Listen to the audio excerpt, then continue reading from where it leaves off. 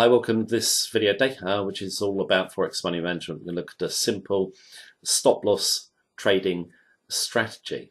Now, in terms of most traders when they come in the markets, they tend to focus more on the entry than the stop. Now, of course, your entry is important, but your stop is just as important. Now, most beginners, when they trade Forex, tend to find themselves getting stopped out by whipsaw action or a candle tail near the high or the low of the day, then the trade goes back the way that they thought. Okay, common problem. It's easy to solve. Now, in terms of a lot of traders also cannot run a big winning trade. They manage their stop loss in a way that basically means they're going to get bumped out too soon. Again, this problem can be solved, and what we're going to do is just go through some. The tips and techniques I'm going to discuss are very, very simple, but they will really help you maximize your trading profits and keep your losses to a minimum. I'm also going to discuss a little bit about trade selection, because that will also help you not get stopped out too soon and help you get big winning trades. Right, let's go and review the tips and techniques. Right, let's have a look at 10 tips to help you not get stopped out too frequently or whipsaw moves, and also to help you hold big trends for longer. Now, I want to start with a very basic point first of all, because most beginners make this mistake. Do you know what your strategy's edge is?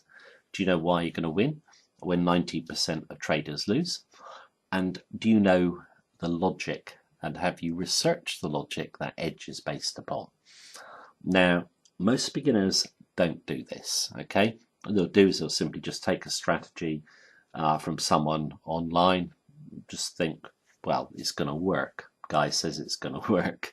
And most strategies, ways of trading promoted online, in terms of technical analysis, don't work. I'll give you some examples. If you're using a predictive strategy, one of those pattern strategies that does all those endless lines going to the left of the chart, it's an advanced trading strategy, or it's a short-term trading strategy, trading off a 30-minute chart, an hour chart, it won't work. Okay, I can tell you that from 30 years experience. Okay, and if you research the logic yourself, you'll find the same conclusion. Obviously, you can't predict the Forex markets. They don't move to pretty patterns. And if you go too short term, you're just going to end up trading random noise. Okay, you need to find a strategy with an edge. There's plenty of different ways of trading. If you were to look at, let's say, my trades in relation to my strategy, the actual edge is known. It's defined. It's been researched. It's worked for many years. It will always work. Now, I'm not saying you should trade the same way as me. Everyone's got to find a strategy that suits them, but make sure you do your research. Otherwise, the next 9 tips won't help you, because you'll just lose. Okay, right, let's go through the rest of the tips. Point number 2, FX pairs always trade high volatility trending markets or low to high. I'll come to low to high in a minute. If you take most Forex pairs, they spend probably about 70% of the time trading sideways, choppy action, only 30% of the time really trending strongly, and you want strong trends. It's what all professional traders do. They want high volatility, fast moving price.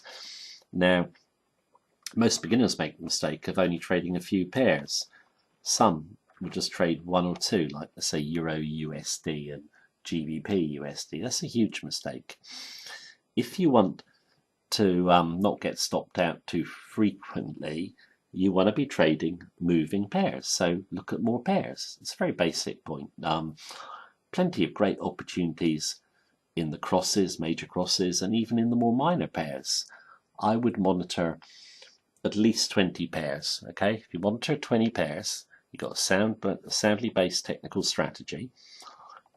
All charts are the same, aren't they? They're all the product of human sentiment or trader sentiment. So if you can trade 1 pair, you can trade them all. I personally look at up to 40 a day. You just increase your chances of finding good trade setups. Okay, so look at as many pairs as you possibly can. Point number 3, risk to reward is not stop v target. A lot of traders do this.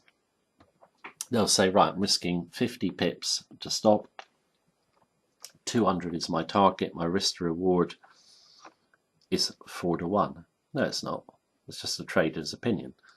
And too many traders make this mistake. What they do is they put the stop too close to maximize the risk to reward. There's no point most of the time in using a 50 pip stop. You hear a lot of people say use 50 pip stops, 30 pip stops, you can make money. Not in my experience, and I'm sure most professional traders would say the same. You've got to use realistic stops, which comes to point number 4. And this is to do with the daily volatility. If you look at most pairs, daily volatility, 100 pips or more. Certainly if it's a market you're looking to trade and you want higher volatility. So if you use a stop of 100 pips, you're going to be within a daily range.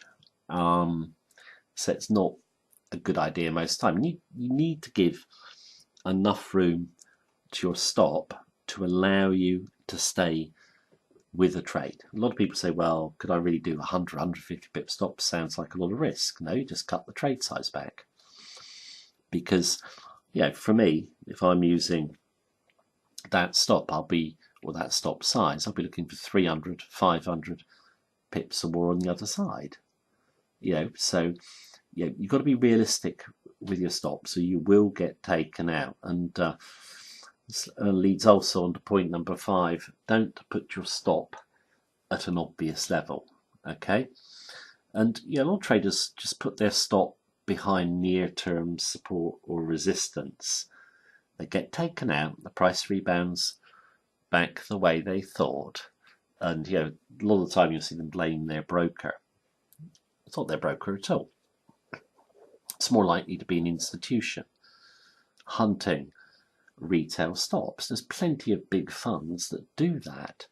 They know that all traders, or most traders, are going to go for the obvious stop level, as they push price towards that level, take the stop cluster, and then the price rebounds the other way. If I'm looking at a chart, I'll see the obvious level, and I want to be one level back from that obvious level, so out the way of the stop cluster. Okay, this leads on to point number 6, which is understand round number turbulence. A fatal error that beginners make is to put their stop right on a round number, or within a few pips either side. Now, institutions, this is where they really go and hunt stops. If you look at turbulence around round numbers, there's a lot of it. Institutions are hunting the stops.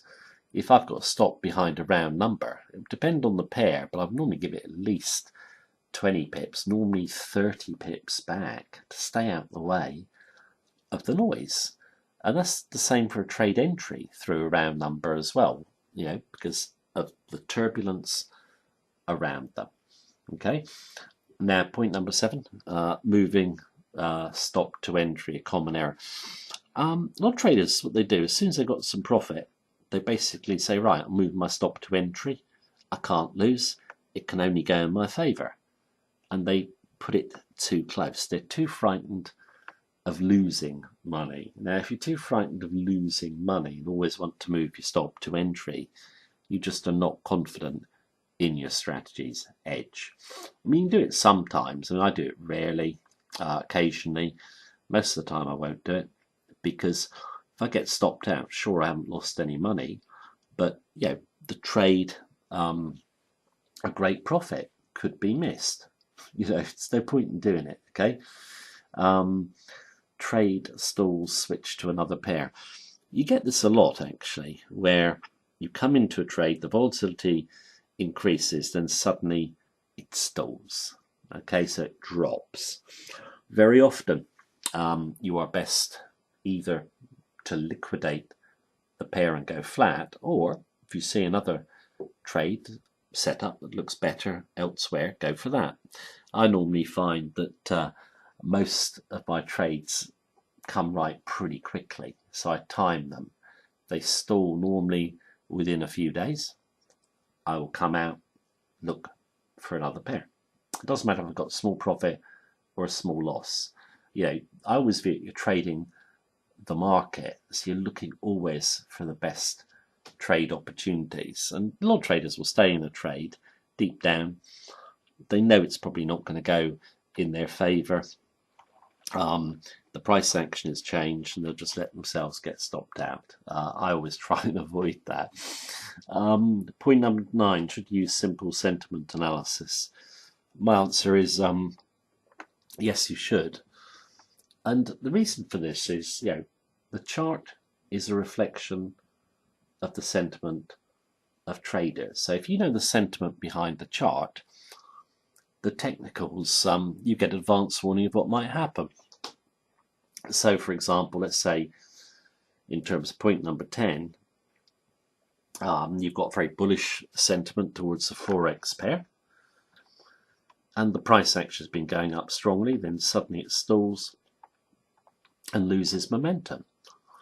Well, chances are it's probably going to turn the other way. If you know the sentiment behind the chart, that's giving you advance warning. That's just one example. But most professional traders today will use some sort of sentiment analysis to help them with their technicals. It's not difficult to do. We've done numerous videos on this. So they're the 10 tips. I think what I would say, just to conclude, is what you've got to do when you're trading is do what other traders don't. So use realistic stop levels from the price. If it's obvious, it's obviously wrong, okay? And keep in mind that institutions are there specifically to take out retail traders. It's just what happens, okay? Make a lot of money out of it. So I think, with these 10 tips, they should help you if you're having a real problem with getting stopped out, right at the low, right at the high, or not being able to hold a profit. Then they will help. When you're trailing stops, always keep them back behind the second level most of the time until you get into the end of the trend. Then you might want to push your stop up close, okay, or closer. But be patient and trail the stop slowly. If you're in a big trends can last a long time. And it's not often, but we will catch trades that sometimes run 500,000 pips, even more. We're very patient with the way we deal with our stops. Careful not to move them too close. Right, that is the video for today. Hope you found the tips helpful. Thanks for watching me as usual. Take care. Have a good day.